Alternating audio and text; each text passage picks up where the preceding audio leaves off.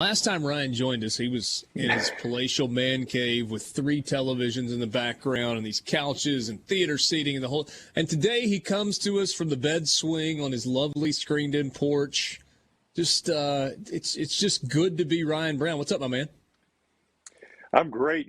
This is where, honestly, I do almost all my interviews with you from. I'm normally sitting out on this bed swing, just hanging out on the back deck. And I don't know why I did it downstairs last week. It might have been cold and rainy or something, or last time I was on with you.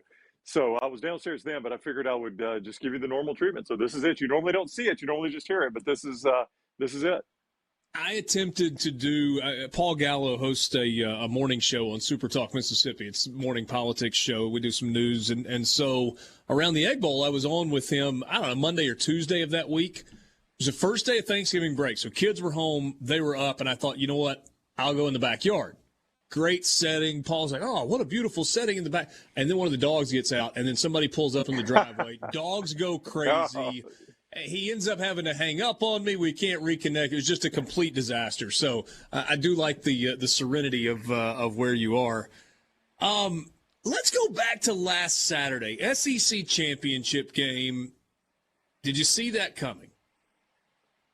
No, I thought it would be 20-17 Georgia. That was my pick. So I didn't see that many points, and I certainly didn't see Alabama scoring that many points. And there was no reason to assume that would be the case. I mean, Alabama's offense had really kind of gotten mired down in the month of November. Now, they had a really good, in fact, Bryce Young set a school record passing against Arkansas, but against LSU and against Auburn, they had struggled just to move the ball and score. New Mexico State should just kind of throw out. So, I mean, 2 of their last 3 meaningful games, they had really, really struggled on offense, especially that Auburn game where they didn't score a touchdown until, 26 seconds, 24 seconds are left on the clock. There was just no reason to think against that Georgia defense, Alabama could go out and score on 5 consecutive drives like they did and never trail after it was 14-10. Bryce Young was remarkable. I mean, he sets a first-half record for passing yards. He ends up setting a game record for passing yards and total yards. His accuracy, his demeanor on the field, on the sideline, in the pocket. He's going to win the Heisman Trophy. Where does he rank with some of the really good Alabama quarterbacks that we've seen in recent years? Because none of them have won the Heisman. Yeah, I know. I mean, this will be the first Heisman winning quarterback in Alabama history, and that's pretty storied football history with some guys that are notable names that have played there. So, it's a great question, Richard, because for a lot of this season, well, first of all, he's being compared to Tua Tagovailoa, who at the time was the best quarterback ever to play at Alabama, and then Mac Jones, who had the best single season ever at Alabama. So he's literally following in the footsteps of arguably the 2 best quarterbacks in Alabama history. One of those only played 1 season, obviously, with Mac Jones, so you kind of have to grade that on a curve a little bit. He doesn't have the 3 years A.J. McCarron had, so he's not going to have the same stats. But I think most people, if you say, give me the 2 best quarterbacks in Alabama history, some of your old school people are going to throw a Namath or Stabler in there, but most people are going to say it's Tua Tagovailoa and Mac Jones. Well, this is the guy that this guy's followed those 2. And in a lot of ways, this Alabama offense hasn't been what last year's was, which was completely unstoppable. People have been able to stop this offense. But I think if you step back and look at it, you saw that Mac Jones was thrown to a bunch of NFL receivers with an NFL running back behind him, some NFL offensive linemen in front of him, and Bryce Young has not had that yet. This offense really, statistically at least, has barely missed a beat. Now, last year's offense never got mired down the way the Alabama offense did against LSU and Auburn. So I think that's what complicates this a little bit, is it doesn't look to be as dominant as even the previous 2 quarterbacks have been. How big a deal is John Mechie not being available? I mean, Jamison Williams has been terrific. I agree with you that the weapons that, and I think it's kind of what you were saying, the weapons that Bryce Young has, not as good as the weapons that Mac Jones had a year ago, whether you're talking about running back or wide receivers. How big a deal is it that Mechie is not going to be able to go? Well, I think it's a big deal. I think the plus for Alabama is you've got a month to get ready for a game without him. It was interesting in the Iron Bowl, and I don't know if you got to see this part of it, but in the Iron Bowl, Jamison Williams got ejected mid-first half for a targeting call. So they had to play the remainder of the first half and then all of the second half in overtime without him. So it was only Mechie. and Slade Bolden and some young guys. And that's when, Ja'Cory Brooks made the catch. He had 2 catches in that game. One of them was the game-winning touchdown, or the game-tying touchdown that forced overtime. So I think you hope that one of those guys steps up. They're not going to be John Mechie, but Jamison Williams is still one of the most dangerous receivers in America. I think your fear is that teams are now able to roll a little more coverage to him without Mechie on the field. So this is where you got to get more production out of Jaleel Billingsley. Jaleel Billingsley should be if not the best, one of the best tight ends in America.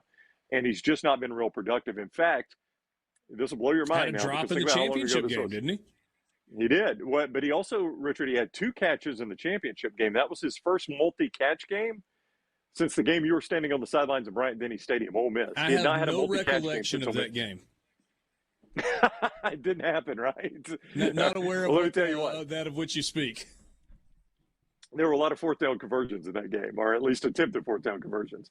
But Billingsley has not had a multi-catch. He's only had 1 multi-catch game since then, and that was against Georgia. So he's got to be more of a factor. He's got to do something to draw coverage so that Jamison Williams can still run those deep balls.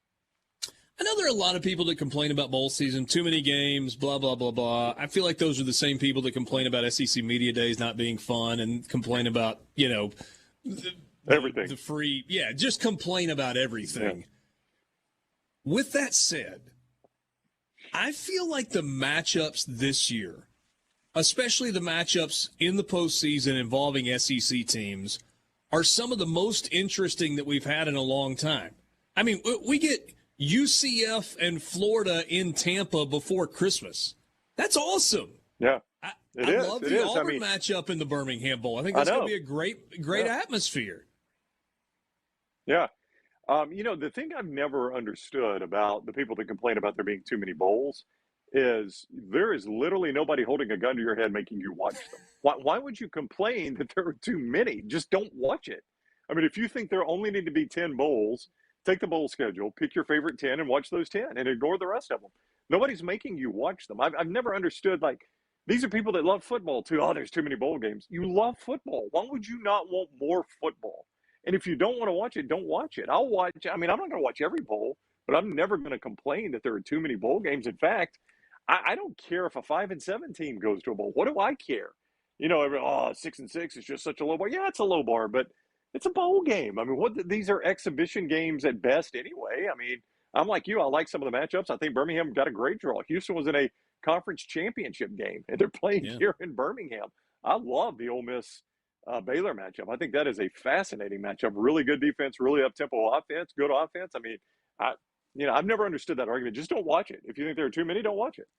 I'm excited to see Penn State, Arkansas, because it's been so long for Arkansas in the Outback Bowl. A couple of brand names there. I do want to switch gears and spend a couple of minutes with this before we wrap up. You got the stuff going on in Vegas this week with the National Football Foundation Hall of Fame.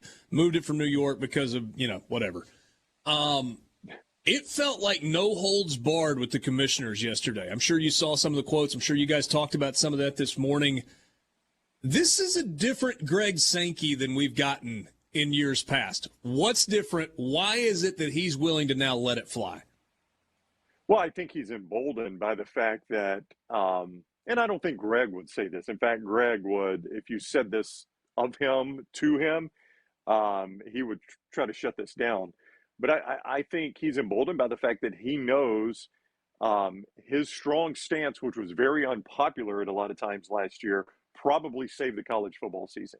If Greg Sankey, and he's not the only one now. I mean, if the ACC had done this and the Big 12 perhaps, but Greg Sankey is one guy. If he had come out and said, hey, you know what, we're not doing this, college football would not have gone on last year. It would not have. Maybe it would have started late like the Big 10 eventually did anyway, but it would not have started when it did. And I think Greg Sankey realizes, he had a very large voice there, and that voice is not going away. And in fact, the Big 10 commissioner's voice has been weakened now more than it's ever been. The Pac-12 commissioner, who, by the way, I like a lot of what he said. I'm way more impressed with him than I am the previous guy. He's new on the job. The Big 12 commissioner is as weak as he's ever been. The ACC commissioner. I mean, so Greg's the biggest voice in the room. So I think he's emboldened knowing what happened last year, knowing he's the biggest voice in the room. To what you said a second ago about the ACC coming along, we all just need to be glad that it was still John Swofford and not this empty suit that's running the ACC now. The ACC would not have done what they did last year with Jim. I can't think of his last name. You're right. You're absolutely right. Yep. So, interesting times. We'll see where it all shakes out. We'll talk about